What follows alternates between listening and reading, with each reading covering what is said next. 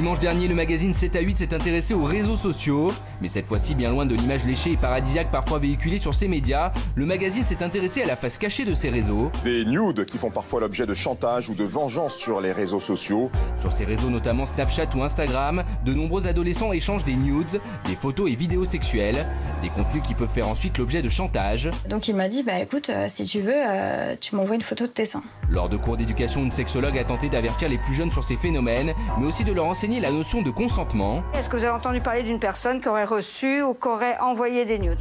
Une génération très exposée à ces dangers inédits, face auxquels les parents sont parfois démunis. Un sujet qui a intéressé 2,6 millions de téléspectateurs. Merci de votre fidélité. Alors 7 à 8, reportage choc sur les dangers des réseaux sociaux. Choqué?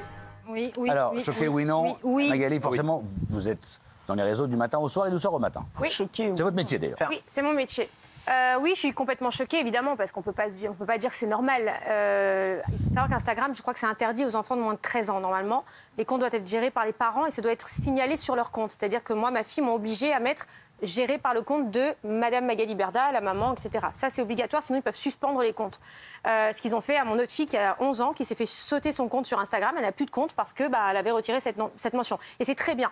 Ça, c'est vraiment très bien de protéger, mais il faut aller beaucoup plus loin parce qu'effectivement, il n'y a pas assez de protection sur les réseaux.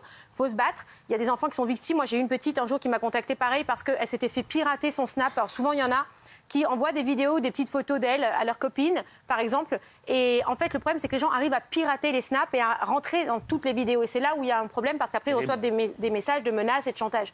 Donc même si la petite ou le petit est discret, même si les parents contrôlent, le problème, c'est qu'il y a des hackers qui vont pirater les comptes et qui vont après les utiliser pour leur mettre des coups de pression. Moi, j'ai une question et je voudrais poser d'ailleurs au gouvernement. Quand on ouvre un compte de jeu en ligne, on vous demande une facture EDF, on vous demande une copie du passeport, on vous demande 2 ou 3 documents justifiant de votre identité, de là où vous habitez. Pourquoi on ne fait pas ça pour Instagram et TikTok? Ça réglerait le problème. Terminé. Ça n'est pas assez réglementé, justement. Voilà, et c'est rien. Alors, je vous donne la réponse, parce que forcément, sur les jeux en ligne, l'État prend du blé, et sur TikTok, ils prennent rien. Du tout.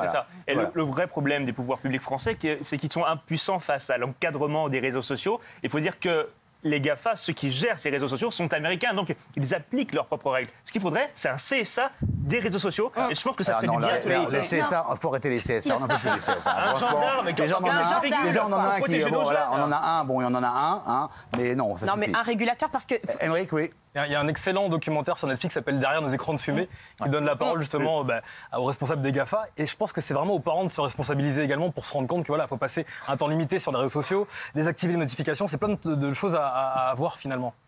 C'est vrai que moi je pense que ça peut devenir un vrai problème. Oui. Il est important de leur dire vraiment, mais ça me tient à cœur et ça tient à cœur à tous les parents.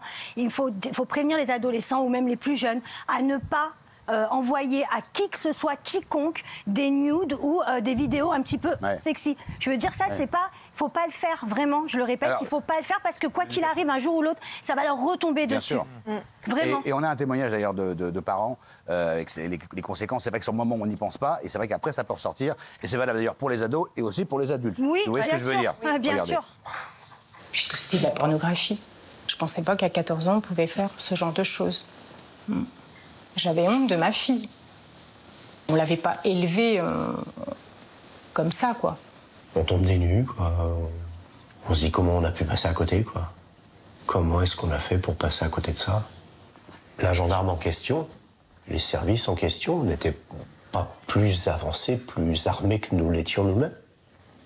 Elle la culpabilisait plus qu'elle la défendait en tant que victime. Voilà, et je pense sincèrement que s'il y avait une réglementation très précise pour l'ouverture faite par les parents, il y aurait beaucoup moins de problèmes.